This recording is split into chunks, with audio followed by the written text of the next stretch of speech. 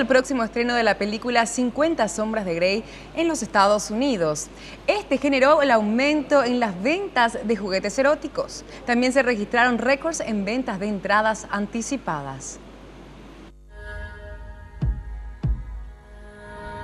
El filme, protagonizado por Dakota Johnson y Jamie Dornan y que narra la relación entre una estudiante de literatura de 21 años y un empresario millonario, se ha convertido en la película para mayores de 18 años que más entradas anticipadas ha vendido en la historia en países como Estados Unidos y Alemania.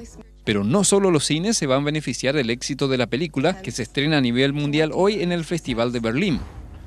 En Estados Unidos, los fabricantes de juguetes y accesorios sexuales han visto cómo en las últimas semanas, con la amplia promoción que ha recibido el filme, se dispararon las ventas de algunos de los productos que utilizan en sus relaciones sexuales los personajes de Christian Grey y Anastasia Steele, un fenómeno que ya ocurrió tras la publicación de la novela en 2011. Recientemente el diario The New York Times informaba que a este libro, del que se despacharon más de 70 millones de copias en todo el mundo, se le puede atribuir en parte el incremento de ventas del 7.5% que registró en el 2013 la industria de productos eróticos en Estados Unidos, según datos de la consultora Ibis World.